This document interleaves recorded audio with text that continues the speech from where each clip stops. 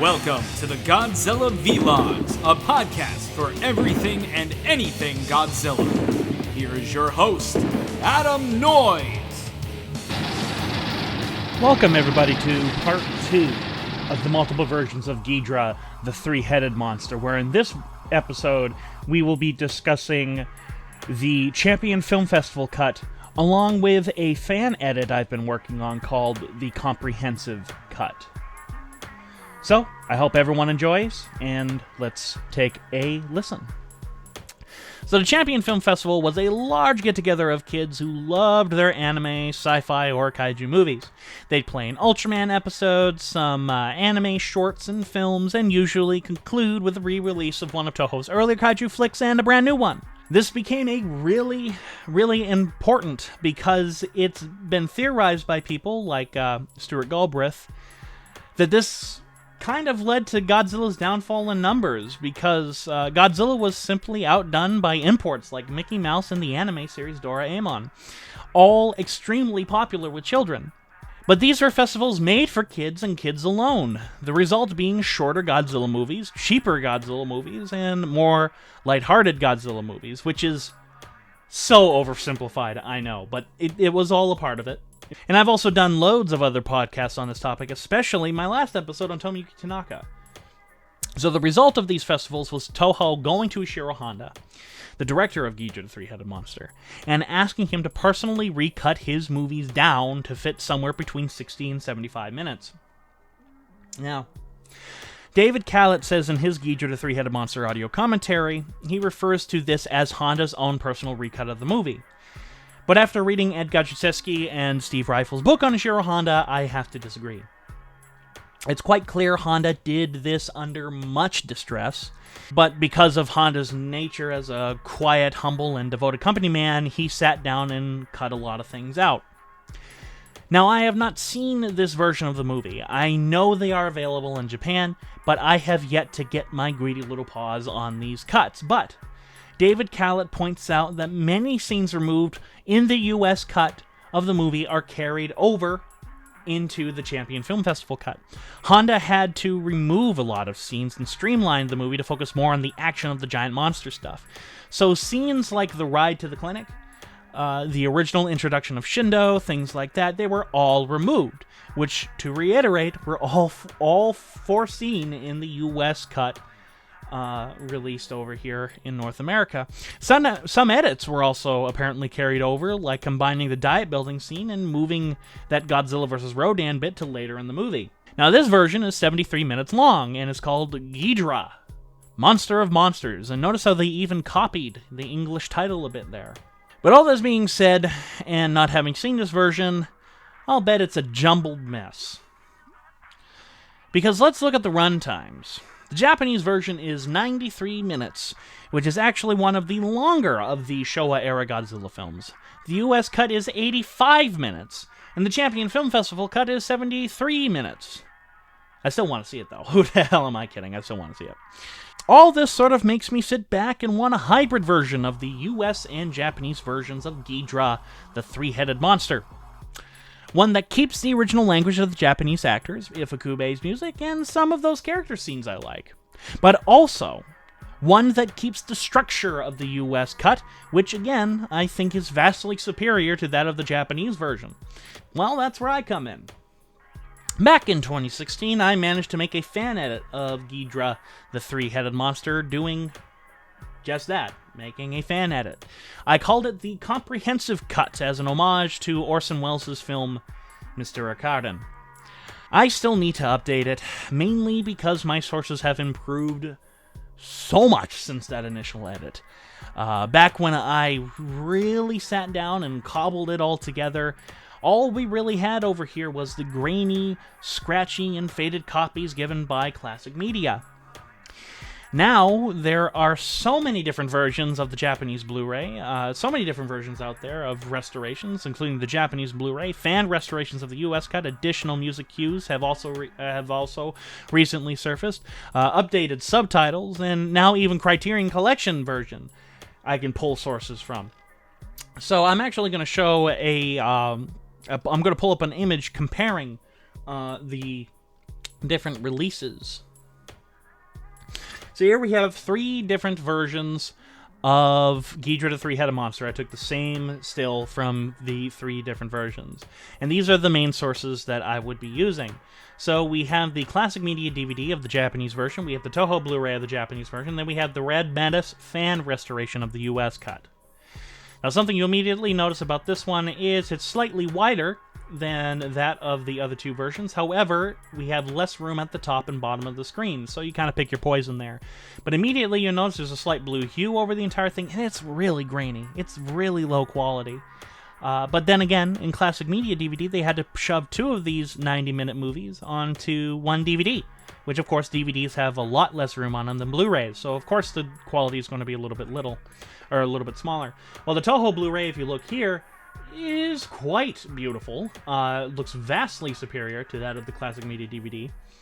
However, you'll notice if you watch it on full screen, you'll notice that there's no film grain, and that's because they took a lot of the noise out. They removed a lot of the noise within there, resulting in an image that is slightly less sharp than you would see on most restorations. Also, the colors are a bit faded, and I've seen a lot of people refer to this sort of look that we see on a lot of these Toho Blu-rays as a bit mechanical. It doesn't look natural compared to when it was made. And so, in comes the Red Menace fan restoration of the US cut, where not only did he sharpen the image ever so slightly, he also recolored the whole damn thing, and the result is a much superior image. It looks absolutely gorgeous. And in this particular instance, you can see, especially in the blues and the greens, that they are much more saturated, and Ghidorah's gold is much more prominent in the Red Menace fan cut. It is absolutely gorgeous, and he added in film grain, because again, the restoration utterly removed it. He added some back in, and now it actually feels like a movie made in the 60s, and not something horribly noise removed. So yeah, that is actually my favorite looking, and in my opinion, the best looking out of all of them, and it's a fan restoration. So it was David Kalaat who actually inspired me to do this because of his fantastic audio commentary, and I can't state that enough. It really was David Kalaat. But I'm also an editor. First and foremost, I was looking at this as a personal project. I wanted to see what I could do with a previously established movie. No money was made. In fact, I spent a lot of money getting all of these resources. You know, buying a region-free Blu-ray player, buying the Toho version, the Japanese import version of Ghidorah the Three-Headed Monster, the Criterion version I now have, and the Classic Media DVD. So Toho actually made a pretty penny off of me. Look, I want this to be clear. I want something to be clear. This edit, I had a mindset going into it that I never wanted people to think this was the definitive cut of Ghidorah the Three-Headed Monster. Never did I ever want that out there. This is not the definitive cut of Ghidorah the Three-Headed Monster. In no way am I claiming that. Let me quote my PDF. I have a PDF of this that I've been updating since my last edit of the comprehensive cut, which was V2. This is not to say this cut will be superior to the others. If anything, this is simply an exercise in dissecting a film I highly enjoy, and studying the power of structure, discovering for myself what works, what doesn't work, what can be kept, and what can't be kept. So that actually came from a really in-depth document I made outlining exactly what my mission was, the changes I am looking to make, and what I learned in the process. And I've got to say, it's been quite a journey and has taught me quite a lot. As I said earlier, doing this has taught me so much about structure. More so than I ever would have learned sitting in a classroom or simply watching a lecture online. I was sitting down, taking a constructed movie and dissecting it scene by scene and often shot by shot. And V2 is far from perfect. There's one part in particular where music plays where I don't want it. A couple of scenes I've noticed I've since changed my mind on are still present in there that I would now remove. And things like that. And let alone the quality is subpar because my main source was the Classic Media DVD. If you're listening to this on my website, you'll find the PDF to this doc I'm referring to here. If on YouTube, just visit my website and you'll be able to read this document. One of the first things I knew I had to do was fix a couple of audio mistakes found in both the Japanese version and the US cut. The biggest one puzzling me to this day. In both versions, Rodan roars Godzilla's roar twice. Once when he flies out of the volcano, the other when he's swooping to Godzilla, knocking him over into the water. I went in, took an audio soundbite of Rodan's roar from Ghidorah the three-headed monster, and fixed those mistakes. Now it is actually Rodan's roar being heard. I think between this and the original Dawn of the Dead, I can say I know this movie inside and out. I cannot reiterate enough what a learning experience this was. At first I thought it'd be fun, and don't get me wrong, it was a lot of fun. But the more I watched this movie and its multiple versions, the more I grew to love it, appreciate it, and really respect Ishiro Honda, the original editor, Ryori Fujie, and even the dubs. Yeah, dubs. But as of 2019, the last time I really edited this doc, here are the changes I made. Ghidorah's meteor crashes right after the first scene. The movie this moves it from just after the plane explodes in the Japanese version, like it does in the original cut to much earlier in the film. Shindo's first introduction scene is also removed, copying that of the US cut, and goes immediately to him meeting with the chief.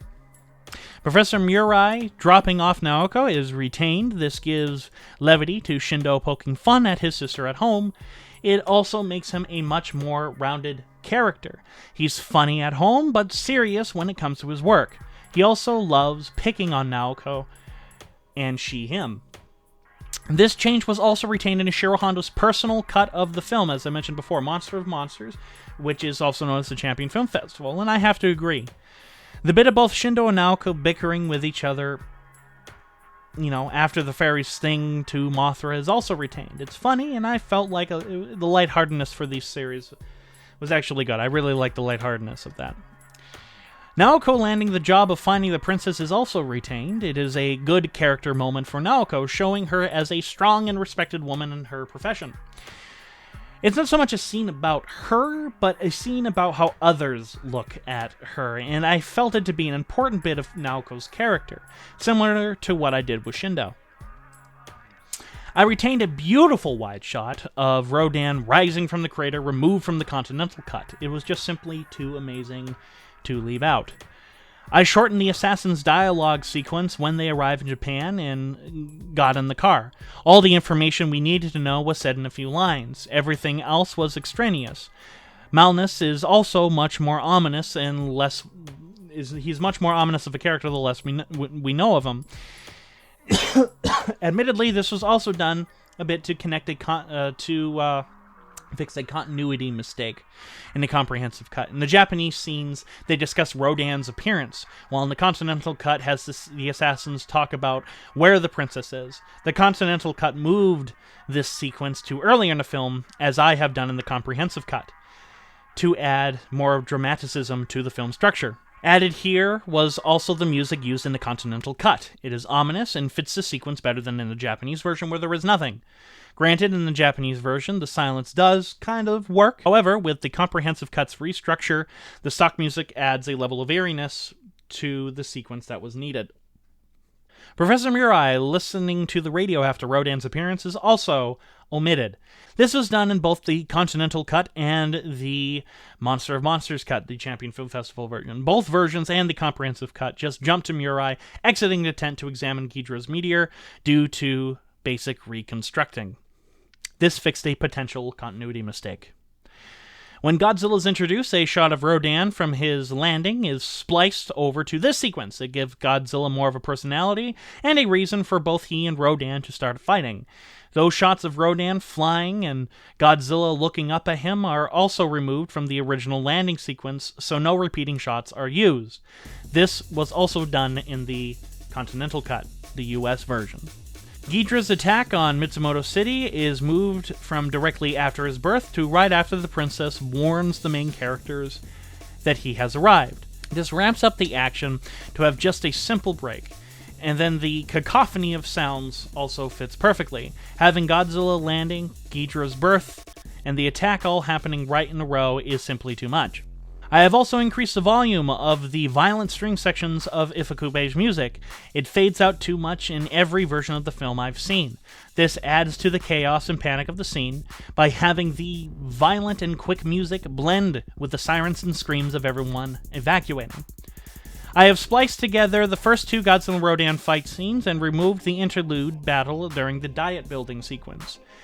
It streamlines the action and presents a more intense edit, going straight from Mothra leaving for Japan to smash cut to Godzilla and Rodan combating each other. This was originally done in the US cut, but then copied in the Champion Film Festival version. It was copied over for that. I have shortened the princess's speech about everyone not believing in her. Though a great performance by Akiko Wakabayashi, the tension worked better for her to end with Ghidorah is already here. Music by Trevor Duncan was uncovered. This music was used in the sequence when Malnus and Shindo have their final shootout. I have overlapped this music over where it was in the Continental cut. It is far more dramatic than without any music at all. I also added in audio cues of Godzilla and Rodan based off of the Continental cut. In the original Japanese version, it is only ambient sounds of the cavern. This makes no sense. It literally makes no sense, because there are four giant monsters. They're duking it out right above them. Two sequences I have added in music based off of the Continental cut being used, but the original tracks have not been found. These are when Malnus says he has placed a bomb aboard the plane carrying the princess, and when Malnus stands and is ready to kill the princess and Shindo shortly after she regains her memory. The Continental cut added in music that builds up the tension overlaid with Ifukube's original music. Though not quite the same in the comprehensive cut, I tried my best to match it. With all that being said, there are some changes I still want to make. I wish to be able to cut out the shot of Rodan roaring in the cavern. It just looks silly, vastly contrasts with the music being used in the original Japanese version and the Continental cut. I have not been able to do this, for I do not have a 5.1 mix of the soundtrack. I only have the stereo mix presented in Classic Media DVD. I would then remix Ifukube's track to better match the sequence as a whole. The transition to Shindo speaking to the chief and Malnus being informed that the princess is still alive needs to be edited better. Due to a lack of options, this being only V2 by the way, the music from the Japanese cut jumps here. This will be fixed in future versions. I mentioned this earlier. I also wish to intercut the final shootout between Malnus and Shindo with the monster fight. I would basically copy the edits from the US cut using the footage from the Japanese rip. To keep the music the same, I would just use the audio mix from the Continental cut, replacing the original version's sound. Ironically, this is an extremely late edition. I discovered these editorial changes after I had finished rendering V2. I talked about these changes in the US cut made to the scenes earlier. I made the mistake of letting a scene run too long for one frame. Yeah, I did that.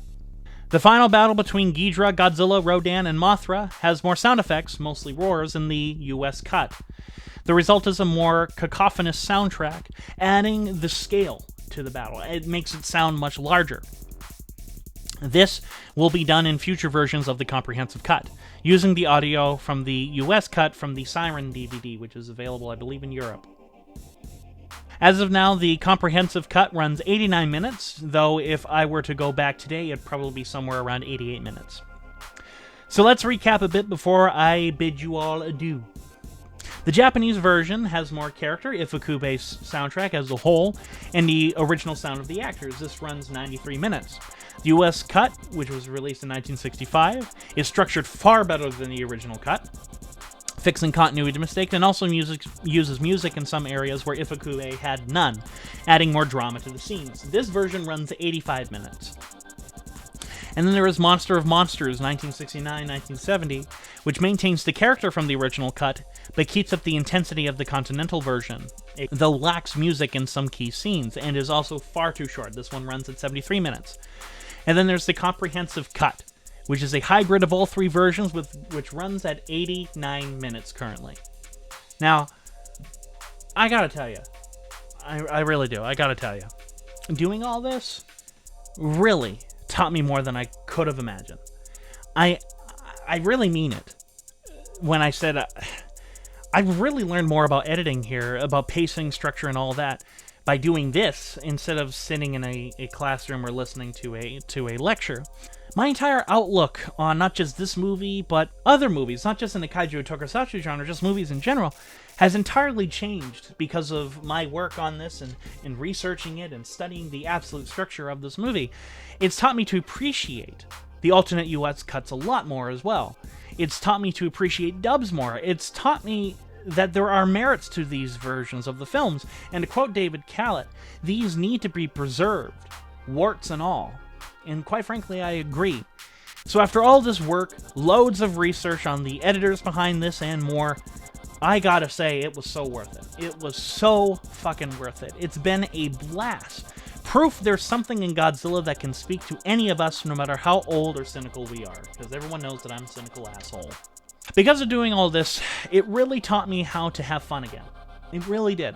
Because that's what this movie is. That's what Ghidorah the three-headed monster is. It's a blast. It's fun. It's energetic. It's clever. And by God, this movie is good. Great, in fact. And this showed me how much of a groundbreaker it was. I mean, this movie was the turning point for Godzilla, cementing him as a pop culture icon. And this movie was such a success, not just for birthing one of the most recognizable monsters ever, but monetarily, it was a huge hit. It was an event. People went to see this movie because it was just huge. We got to see four monsters fighting each other. And it's also why Nick Adams would come over to Japan to be in Frankenstein Conquers the World and Monster Zero. Russ Tamblyn in War of the Gargantuas, Rose Reeson in King Kong Escapes, even Joseph Cotton and Richard Jekyll in Latitude Zero was because of the success of this movie. Hollywood producers were now coming over, specifically Henry G. Epstein, were now coming over to Japan, investing their own money into these productions, which is why these American actors would appear, for good and for bad, in these movies. Man, was it worth it. And I know a lot of this was nothing but nitty-gritty, the fine details, and the most picky of decisions in terms of structure. But I really hope you enjoyed. And the last thing I want to say before signing off is I wish to thank August Ragone and David Kalaat for providing information for each version of Ghidorah the Three-Headed Monster. Red Menace for providing me with HD copies of both the original version of this movie, his own personal restored version of the Continental cut, the US cut, which is, again, my favorite, visually my favorite print of the movie. And finally, I wish to thank Super Nebula M for providing me with some music cues that were used in the Continental cut that were never officially released. So, if you enjoyed that, hit the subscribe button. Like us on Facebook. All the social media links are in the description below. And in the end, this is Adam Noyce, Sylvain Productions, saying, shut up already.